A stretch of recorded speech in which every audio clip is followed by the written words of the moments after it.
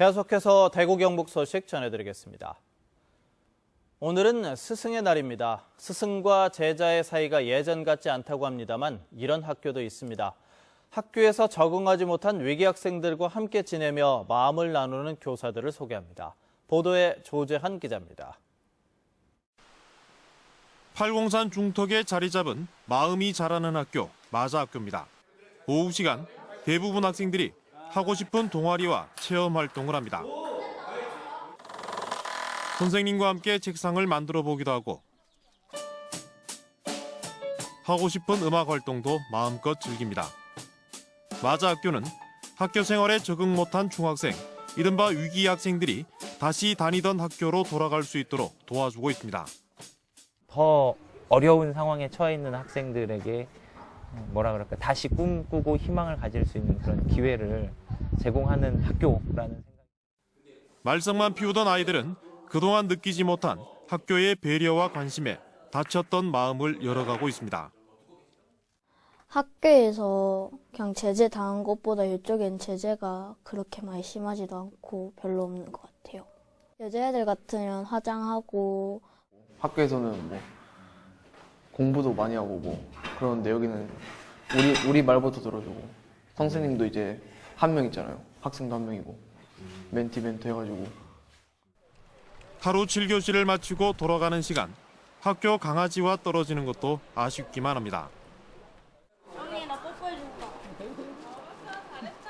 우리 잘했자 내일 봐.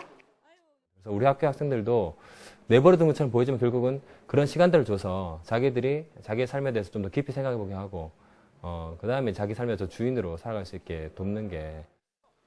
선생님들은 마자학교가 더 이상 필요 없는 모든 학교가 마자학교가 되기를 기대합니다. 여기서 또 온갖 연구와 또 도전을 해보고 그 성과를 또 일반 학교에 저희는 또 전파하는 것도 우리의 또 사명 중에 하나라고 생각을 하고 있습니다. 치열한 경쟁에서 겉돌던 아이들이 선생님과 텃밭을 가꾸고 몸을 부대끼며 생각을 나누는 사이 그들의 마음도 함께 자라나고 있습니다. MBC 뉴스 조재환입니다. 외상성 뇌신경 축색 손상에 대한 보도 어제 해드렸는데요. 보험사의 보험금 지급 거부와 뒤따르는 소송에 환자뿐만 아니라 가족 전체가 생계의 위협을 받고 있어 정부 차원의 대책이 시급합니다. 김철우 기자입니다.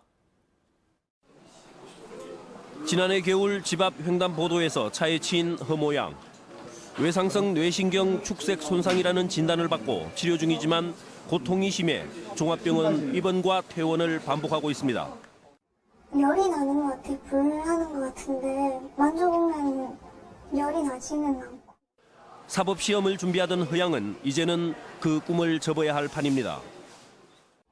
제목은 좀 힘들 것 같아요. 이때까지 한 것도 기억이 잘 안 나고.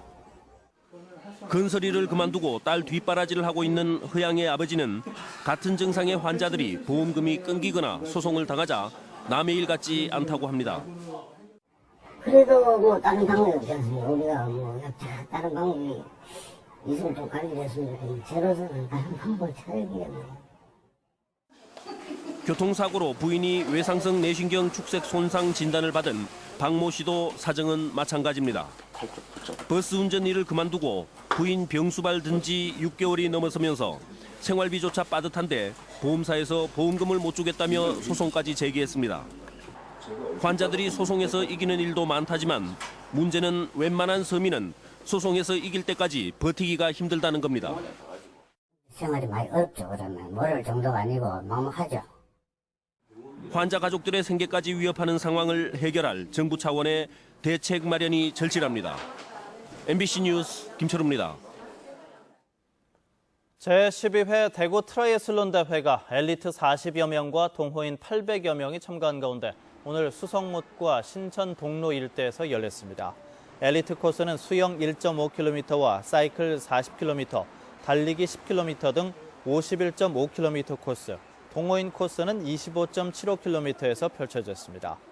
대구 트라이애슬론 대회는 수성못에서 들한길 삼거리를 거쳐 신천 동로 등 도심의 평탄한 도로에서 열려 전국의 참가자들에게 인기를 끌고 있습니다.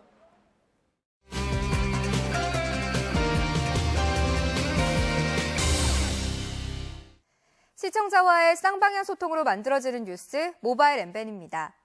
달성군 현풍읍에는 지중화공사 후 마무리 작업이 제대로 안 된 도로 탓에 차량 통행은 물론 안전사고 위험이 있다는 MBN 회원의 글이 올라왔는데요.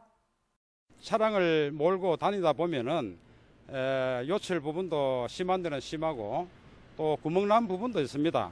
특히 비 오는 날 이럴 때는 그 구멍에 물이 고여가 물도 지나가는 주민들한테 물도 튀고 사실 또 안전사고 위험도 많이 내재가 되어 있습니다. 요철이 생기거나 움푹 파인 도로는 임시적으로 부직포를 이용해 덮어놓은 상태지만 여전히 차량 통행에는 불편을 겪고 있습니다. 최근 비가 자주 내리면서 보수가 늦어지거나 도로가 더 심하게 파인 탓도 있겠지만 불편을 겪는 운전자들을 생각한다면 빨리 보수가 되어야겠네요. 혹시 주변에 보청기를 하고도 효과를 보지 못하는 분들 계신가요? MBN 회원 보청기 전문가 주광훈님은 보청기는 처음 끼자마자 잘 들리는 것이 아니라 보통 1, 2개월 정도의 적응 기간이 필요하고 또 선택 전 고려해야 할 것들도 있다고 하는데요. 어르신들이 보청기를 관리하는데 간단한 어떤 그런 관리인데도 불구하고 그걸 제대로 하는지 못하는 사람들이 많이 있습니다. 든지 소리 조절을 잘 할 수 있는 어떤 그런 걸 고려해서 선택하시면. 경제적 부담으로 보청기를 한쪽만 하시는 분들도 적지 않은데요. 이 보청기는 양쪽 다 해야 제대로 된 효과를 볼 수 있다고 합니다. 이런 경우 정보지원금 혜택을 알아보면 좋다고 하는데요. 정보지원금을 받으려고 그러면 우선적으로 청각장애 등급을 받아야 되는데 청각장애 등급은 2급에서 6급까지 나오거든요. 그래서 2급에서 6급까지 등급에 상관없이 청각장애 등급만 받으면 동일하게 정보지원금을 다 받을 수가 있습니다. 대구 그린에너지 엑스포는 엑스코와 한국에너지신문이 전시회 지분과 수익을 5대5로 나누기로 약속하고 공동 주관하고 있는데요. 하지만 전시회가 급성장하던 2009년부터 엑스코는 공동주관사의 수익금을 덜 주기 위해 6년 동안 16억 원 이상의 매출을 누락했습니다. 이 때문에 감사를 피하기 위해 이중 협약을 맺었다는 의혹이 나오고 있고 이런 매출 누락을 감안하면 4년 연속 흑자라는 홍보도 허구로 드러나는데요. 엑스코 지분의 77%를 가진 대구시는 이 사실을 진작에 알고도 오히려 엑스코의 편에서 중재한 것으로 드러났습니다. 대구시의 제대로 된 감사와 검찰 수사로 더 투명한 엑스코로 거듭나기를 기대해봅니다. 최근에는 아침 식사의 패턴도 무척 다양해지고 있는데요. MBN 회원들의 아침 식사 패턴은 간단하게 밥을 먹거나 찌개와 다양한 반찬 등으로 아침만큼은 든든히 챙기고 있다는 분들이 가장 많았습니다. 또 바쁜 출근길이라 먹지 못하는 경우도 많다고 하셨는데요. 아침 식사는 비만을 예방하고 기억력과 집중력을 향상시켜주는 데다 피로물질이 쌓이지 않도록 도와주는 효과도 있다고 하니까요. 간단하게라도 꼭 챙겨 드시기 바랍니다. 모바일 MBN이었습니다. 대구 수성경찰서는 대구의 모 건설사 대표 46살 김모 씨가 지난 8일 밤 10시쯤 만촌동 버스정류장 앞에서 함께 술을 마신 동료의 차에서 내린 뒤 연락이 끊겼다는 가족의 신고에 따라 김 씨의 행방을 찾고 있습니다. 경찰은 김 씨의 휴대전화와 지갑은 회사에서 발견됐으며 금품을 요구하는 협박 전화도 없었다고 밝혔습니다. 경찰은 김 씨 이동 경로의 CCTV를 확인하는 한편 휴대전화 통신 내역 등을 조사하는 등 범죄 관련성도 수사하고 있습니다. 대구 북부경찰서에 따르면 지난 12일 아침 7시쯤 대구 북구 노원동에서 만물상을 운영하는 68살 이모 할아버지가 부인 71살 정모 할머니가 모아둔 현금 300만 원이 든 봉투를 폐지와 함께 버렸다가 경찰에 신고했습니다. 경찰은 CCTV를 통해 동네 주민인 80살 김모 할머니가 폐지를 가져가는 것을 확인해 수소문 끝에 김 할머니 주택 계단에 쌓인 폐지 더미 속에서 돈 봉투를 찾아 돌려줬습니다. 대구시가 대구를 대표하는 도서관을 짓기 위해 대구시와 시립중앙도서관 홈페이지 시군구 민원실 주민자치센터 등을 통해서 시민 10,000명을 대상으로 오는 27일까지 설문조사를 합니다. 남구 캠프워크 헬기장으로 입지가 결정된 대구 대표도서관은 내년에 기본계획 및 실시 설계를 끝낸 뒤 2018년부터 2년간 공사를 거쳐 2020년 7월 개관을 목표로 하고 있습니다. 보건복지부는 최근 5년간의 응급의료 데이터를 분석한 결과 해마다 독사나 독충에 물린 환자는 6천여 명으로 시기별로는 5월부터 늘기 시작해 9월에 가장 많았다고 밝혔습니다.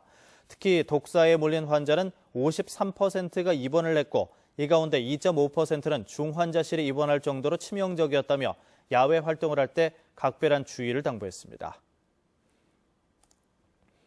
경북 지식재산센터가 지역기업의 수출 활성화와 지식재산 보호를 위해서 해외 권리화 지원 사업에 본격적으로 나섰습니다. 해외 권리화 지원 사업은 기업들의 해외 특허 출원과 등록을 사전에 심의하고 관련 비용을 지원하는 사업입니다. 경북 지식재산센터는 최근 중국 시장 진출을 앞둔 포항 테크노파크 입주 기업의 지식재산권 확보 전략 등을 심의했습니다. 친환경 농업을 확산시키기 위한 경북 미생물 사업단이 출범했습니다. 경북 농업기술센터와 경북대 미생물 분야 연구진, 농업인 등은 미생물 사업단을 출범하고 미생물을 활용해서 농약이나 촉진제 없는 농업을 보급하기로 했습니다. 경북 농업기술원과 경북대는 또 업무 협약을 맺어서 농업에 유용한 기술을 공유하고 시군 기술센터 미생물 담당자들의 교육도 진행하기로 했습니다. 경상북도가 경북 농민사관학교를 통해 배출된 핵심 리더 기업 185곳에 한 곳당 2억 5천만 원씩을 지원한 결과 매출액은 총 443억 원으로 종전보다 84%가 늘었고 고용 인원은 총 4,849명으로 2,200여 명이 증가했습니다. 이는 유통, 가공, 브랜드 육성 등 맞춤형 현장 교육이 주요했기 때문인데 경상북도는 올해에도 34곳에 73억 원을 지원할 계획입니다. 지금까지 대구 경북 소식 전해드렸습니다.